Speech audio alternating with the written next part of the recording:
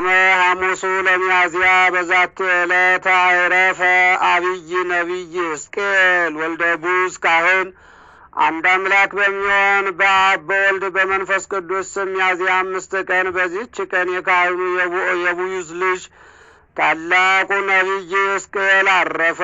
ይህም ካህንም ነቢይም ሆኖ ናቡከደነጾር የእስራኤል ልጆች በማረካቸው ጊዜ ወደ ባቢሎን ተማርኮ ሄደ።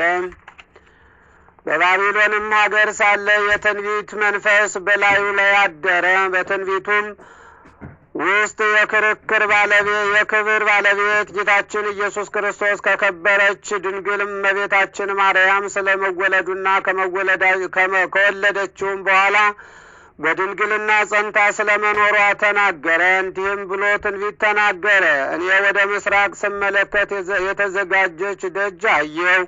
ይህች በር ተዘግታ ትኖራለች፣ አትከፈትም፣ የሚገባባትም የለም። የእስራኤል ፈጣሪ እግዚአብሔር እንደ ተዘጋች ይገባባታልና ከእርሱም በቀር የሚገባም የሚወጣም የለም አለኝ።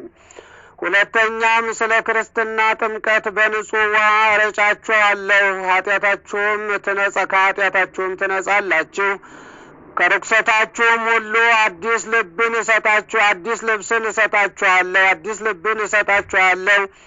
አዲስ እውቀትንም አሳድርባችኋለሁ፣ ድንቁርና ያለበትንም ልብ ከሰውነታችሁ አርቄ እውቀት ያለውን ልብ እሰጣችኋለሁ። መንፈስ ቅዱስንም ተቀበሉ። የእግዚአብሔር ልጆች መንፈስ ቅዱስንም ተቀብለው የእግዚአብሔር ልጆች እንደሚሆኑ ተናገረ። ሕዝቡንም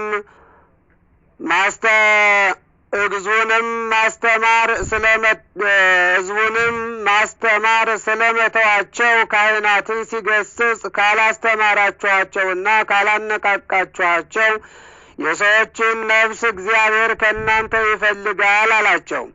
ደግሞም ስለ ሥጋ መነሳት በሕይወት ለመኖር ቢሆንም ወይም በስቃይ አስቀድሞ እንደነበሩት በድኖች ተነስተው ከነፍሶቻቸው ጋር አንድ ሊሆኑ አላቸው ብሎ ተናገረ።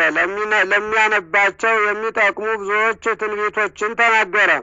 እግዚአብሔርም በእጆቹ ብዙዎች ድንቆች ተአምራቶችን ገለጠ። የእስራኤል ልጆች በባቢሎን ሳሉ ጣዖት ባመለኩ ጊዜ ገሰጻቸው። ስለዚህም አለቆቻቸው በጠላትነት በላዩ ላይ ተነስተው ገደሉት። ይህም ሁሉ ትንቢቱ የክብር ባለቤት መድኃኒታችን ሰው ከመሆኑ በፊት ነው።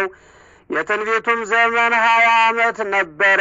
በረከቱ ከእኛ ጋር ለዘላለሙ ትኑር አሜን።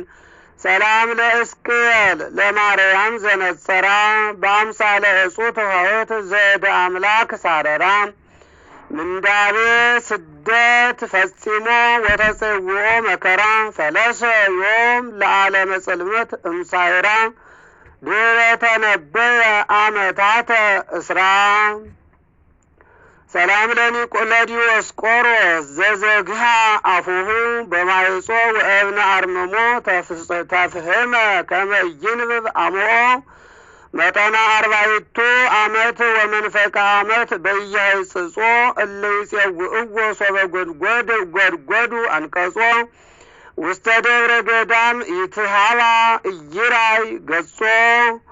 ወበዛቲ ዕለት ተስካረ ተጋድሎቶሙ ለአፍላሜ ወታኦድራ ዋርሳኒ መነኮስ። በዚህች ዕለት የአፍላሚ የታኦድራ የመነኩስ አርሳኒና የዋስለዲስ የገድላቸው መታሰቢያ ነው። በረከታቸው ከእኛ ጋር ለዘላለሙ ትኑር አሜን።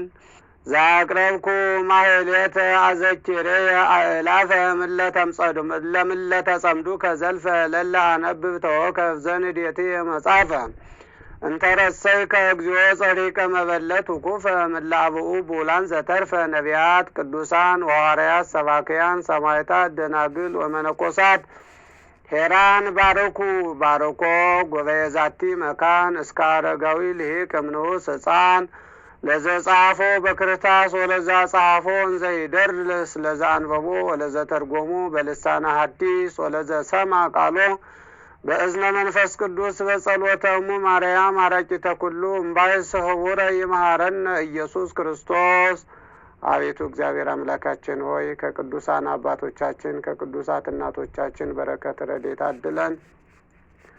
አቤቱ እግዚአብሔር አምላካችን ሆይ ለአባቶቻችን ለቅዱሳን የሰጠውን በረከት ለእኛም ለልጆች አድለን። በሰላም እንዳሳደርከን በሰላም አውለህ ቀኑን ባርከ ቀድሰ በሰላም በፍቅር በአንድነት በመላው ዓለም የምንኖር ኦርቶዶክሳውያን ክርስቲያኖች ልጆችን ባርከን ቀድሰን። አቡነ ዘበሰማያት አባታችን ሆይ በሰማያት የምትኖር ስምህ ይቀደስ፣ መንግሥትህ ትምጣ፣ ፈቃድህ በሰማይ እንደሆነች እንዲሁ በምድር ትሁን። የዕለት እንጀራችን ስጠን ዛሬ፣ በደላችንንም ይቅር በለን እኛም የበደሉንን ይቅር እንደምንል።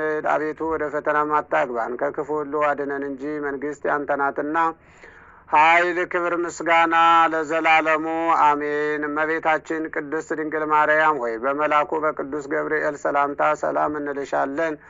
በሐሳብሽ ድንግል ነሽ፣ በሥጋሽም ድንግል ነሽ። አሸናፊ እግዚአብሔር እናት ሆይ ሰላምታ ላንቺ ይገባሻል። ከሴቶች ሁሉ ተለይተሽ አንቺ የተባረክሽ ነሽ፣ የማኅፀንሽም ፍሬ ኢየሱስ ክርስቶስ የተባረከ ነው።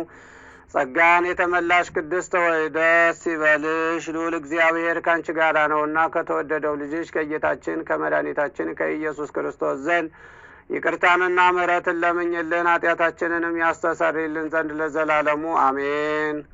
ኩኑ ፍቱሐነ ወንጹሐነ፣ ከኃጢአት ማሰሪያ የተፈታችሁ ነጻ የወጣችሁ ሁኑ። እኔንም እናንተንም ለመንግሥተ ሰማያት የበቃን የተዘጋጀን ያደርገን ዘንድ እግዚኦ መሐረነ ክርስቶስ ብለን 12 ጊዜ እንለምነው። እግዚኦ መሐረነ ክርስቶስ፣ እግዚኦ መሐረነ ክርስቶስ፣ እግዚኦ መሐረነ ክርስቶስ፣ እግዚኦ መሐረነ ክርስቶስ፣ እግዚኦ መሐረነ ክርስቶስ፣ እግዚኦ መሐረነ ክርስቶስ።